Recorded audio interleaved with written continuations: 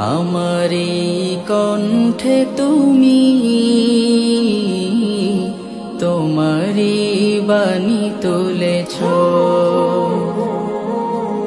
বুকের দেরাজ তুমি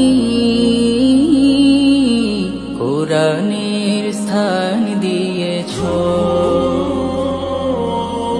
এত ভালোবাসো কেন মালিক আমায়, কি করে শুকুর তার করি আদায়।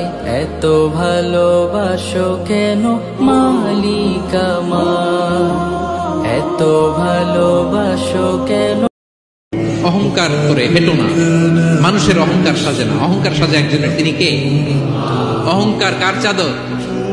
আল্লাহ বলে এই চাদর ধরে যদি কেউ টান দেয় ওরে আমি জাহান্নামে নিক্ষেপ করি, ফালা উবালি, আই ডোন্ট কেয়ার, ওরে আমি জাহান্নামে ফেলবো। অহংকার করার কি আছে? আমাদের কিছুই নাই। রক্ত দেওয়ার প্রয়োজন হয়, রক্ত দিতে হবে।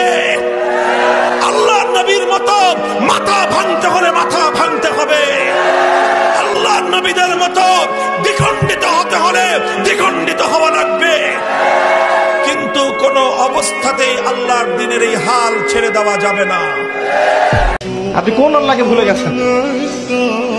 আমি অনেক লেকচারে বলেছি, প্রায়ই বলি কথাটা, যে আল্লাহ পাক ছাড়া সত্যিকার অর্থে আমাদের আপন বলে কেউ নাই।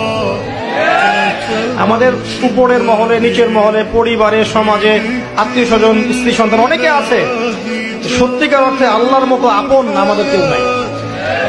এরা সবাই যদি আমাদেরকে ফিরিয়ে দেয়, আল্লাহ পাক আমাদেরকে ফেরাবেন না। আল্লাহ তুমি আমার মাফ করে দাও, আমি পাপী, আমি অপরাধী, আমার তুমি মাফ করে দাও, কবরে কান্দায়ও না। আল্লাহ মানুষের প্রথম বিপদ হলো মরণ, দ্বিতীয় বিপদ হলো কবর, তৃতীয় বিপদ হলো কিয়ামতের ময়দান। আল্লাহ একটার চাইতে একটা বড় বিপদ, তুমি আমারে মাফ করে দাও, আমারে তুমি ক্ষমা করে দাও। আল্লাহ ও আল্লাহ তুমি আমারে মাফ করে দাও। আপনি নিজেকে ছোট মনে করলে আল্লাহ আপনাকে বড় বানায় দিবে। আর যদি নিজেই নিজেকে বলেন আমি বড় আল্লামা, আমি সব জানি, তাহলে আল্লাহ বলবে তোর স্থান হচ্ছে সবচাইতে নিচে। ঠিক কিনা? আবু নওয়াস একজন কবি ছিলেন, উনি বলেছেন ওয়াকুল্লি মাইয়াদাঈ ফিল ইলমি ফালসাফাতান হাবাসতা শাইআন ওয়া গাবাত আনকা আশিয়াউ। কেউ যদি তোমারে বলে যে আমি সব জানি, তুমি দুই আঙ্গুল দেখিয়ে বলো তুমি কিচ্ছু জানো না।